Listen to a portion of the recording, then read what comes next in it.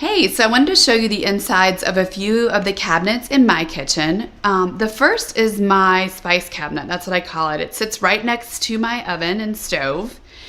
And this is an area that I think a lot of people struggle with. So I wanted to just show you how I have things organized. I have my spice cabinet organized alphabetically. So you'll see here, I have all my spices A, B, C, and D. And they're not alphabetized in this little spice stadium. I just throw everything that starts with an A, B, C, or D here.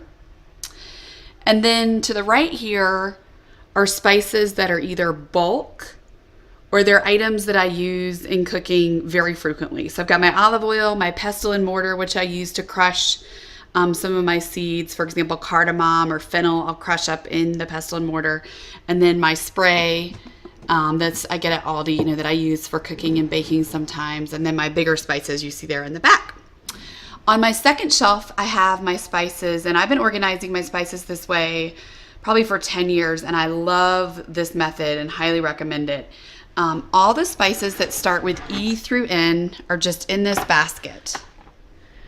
And you see they're not, all perfect and pretty. They're not organized or alphabetized inside of here. They're just thrown in here. But if I am looking at a recipe and working on my meal plan and I know that I need fennel, for example, I know exactly where to go look to see if I still have some fennel. So all my spices E through N are in this basket, and then O through Z are in this basket. On my next shelf, I have backups. So this is extra kosher salt and extra olive oil that, of course, I'd use to refill the little decanter that I use back down here, the one that I use every day. And then I have my collection of cookie cutters. I am a cookie cutter fanatic, apparently, because I have a whole basket of them. They are separated by season using these just Ziploc bags. So I have Christmas, spring, back to school, Halloween, fall, Thanksgiving. I have them all separated out in different Ziploc bags within the big cookie cutter bin. And then up here at the very top, I have cake, cookie, and cupcake decorating supplies. And then I have a whole nother box of cookie cutters. It's the entire alphabet. I'm really nuts about cookie cutters.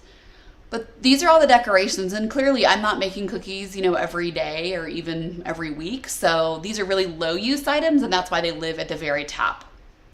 So when you're organizing your spices, I just would ask you to consider a couple different things. Number one, what is a way you can organize your spices where you can tell what spices you have on hand when you are meal planning? Spices are very expensive, as we all know, and you don't want to buy duplicates like you see here. We have 3 cayenne peppers. Interesting. It's because someone goes to the store and doesn't check before they go, and I'm not going to name any names. Could be me. So think about that before you organize your spices, and then also think about what items you're using really frequently as you cook.